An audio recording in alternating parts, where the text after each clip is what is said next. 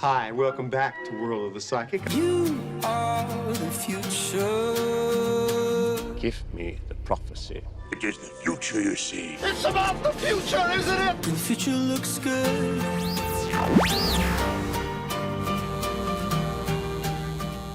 This story blew up on my radar yesterday. Big Ben Johnson gets a big expose in The Athletic. The Athletic, everybody, is back in the news. This time it was Dan Pompei, senior NFL writer for The Athletic. I heard Dan Pompei on the radio this morning, and he sounds like just such a nice gentleman. Okay. You know, he's very old school. He's on the Hall of Fame voting committee. So is Diana Rossini. Ugh. I don't know if she was on that committee or if she was just on the regular season voting, and I don't know how all that works. Whatever. So Dan Pompei got to follow Ben Johnson around for a whole day, and he did a whole article expose, a day in the life of Ben Johnson, which we are not going to read for you right now. I would encourage, though, all of you, if you are a big Ben Johnson fan like we are, then you should go and take the time to read all this because it's very fascinating and interesting, and I just love how dedicated he is to the Bears. I think Ben Johnson is filling in huge shoes from Mike Ditka, and he's the right man to do so. He is, you know, he called him the best Bears coach since Mike Ditka, and it's not a slight at Lovie Smith. No, it's a different personalities. It is. It's a persona, and so many Bears fans and people from the 80s generation will always just look to Ditka with love, you know, just will. Yeah. There's nothing wrong with that either. And he was a hard ass, and they liked that about him. Chicagoans are tough, you know? Yeah, They of course. walk to work in 30-mile-an-hour wind chill in the middle of winter. Also, the game of football is tough. Yes. You know, you got to take a lot of punishment on your body. So you better get used to getting some the verbal leader of men thing punishment. gets tossed around a lot, but, you know, we just did a segment about Mike McDonald invoking the Bulls in 91, and, you know, but you got to connect with these guys somehow, some way, and they're not babies, you know, and you got to motivate them. There's a lot of ways to do that, and I'm not necessarily one to shy away from being a little bit of a hard ass. I don't have a problem with it in sports.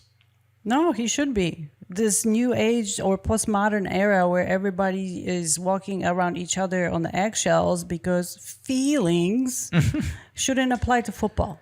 Exactly. So you concur.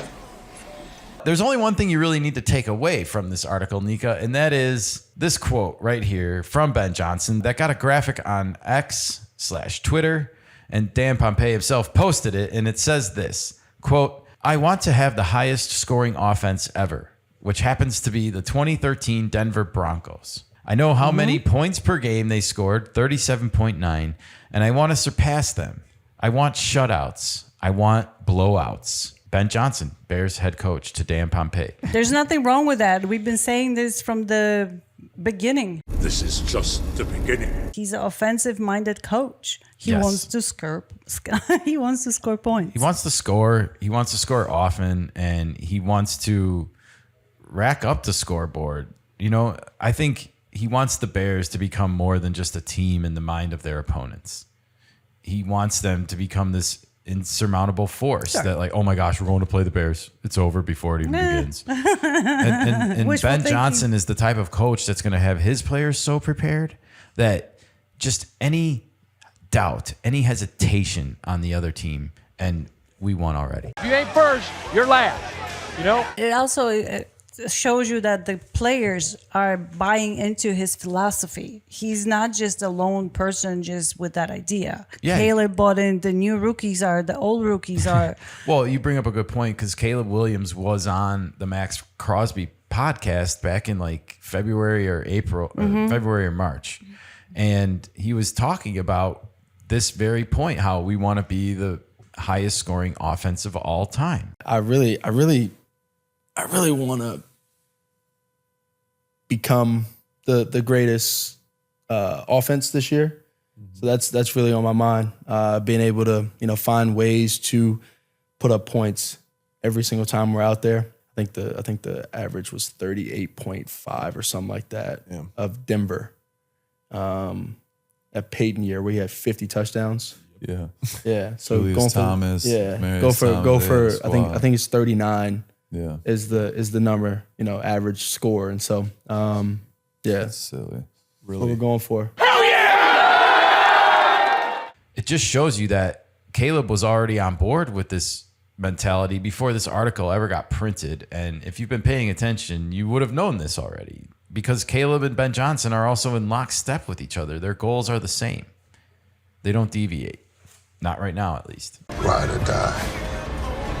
Ride or die. I think this is a very lofty goal, Nika. 37.9 points a game. We're talking about a Bears team that was at around 25 points per game last season. I'm just going to ask you flat out, do you think that they can make this jump right now this quickly? They can make this jump.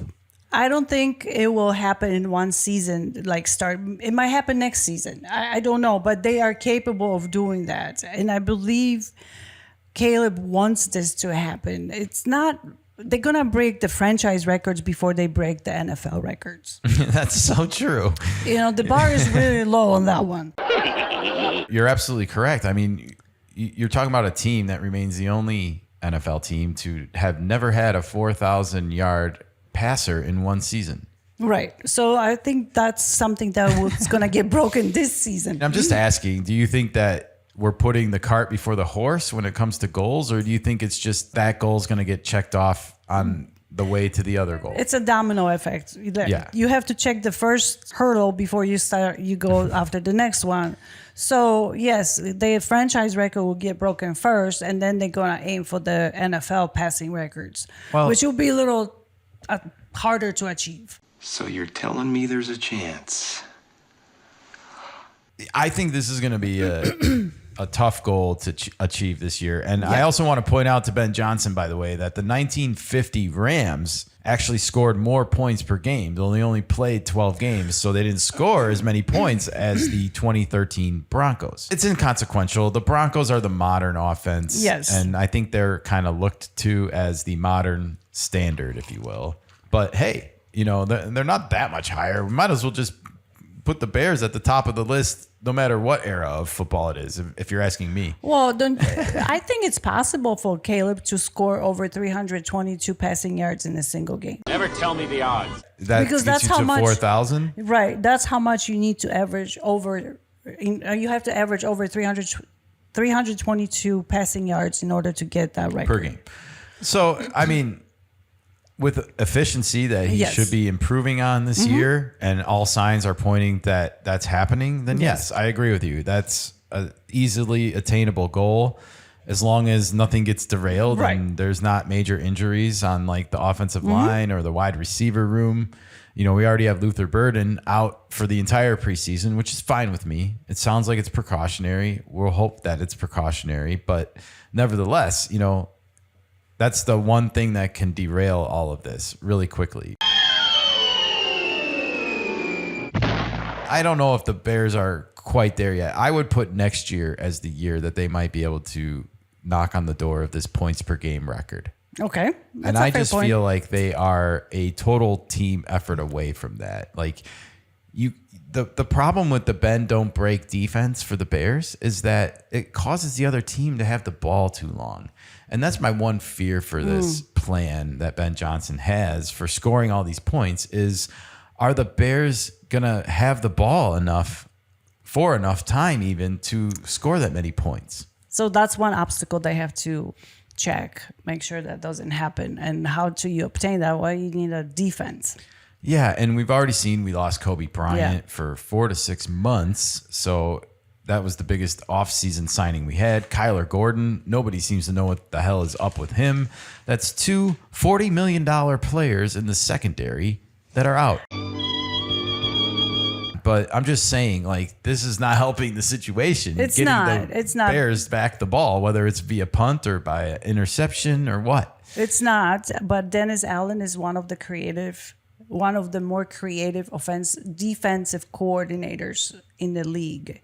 So I don't see him just folding over and be like, Oh, that's no, it. not at all. He's a no-nonsense, no-excuses guy. Right, and he's going to design plays that we might not even think of as as we're sitting here. Well, I just hope he has enough pieces to disguise his coverages out there, because I think that's when he's at his best, is when he's able to hide what he's really doing from the offense. What have we here? That's my one concern about this plan, is like, even if the Bears bend and don't break, you know, it might be 28-3 at the end of the game, not 42-3 like Ben Johnson wants. It could be, absolutely. So I'm just All right. putting that out there. The Bears might be a couple defensive players away in next year's draft or free agency or whatever from making the 38 points per game a reality. That's all.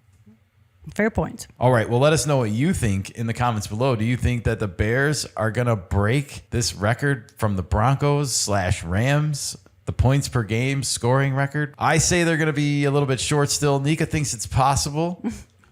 Let us know what you think in the comments below, and we will see you on the next one.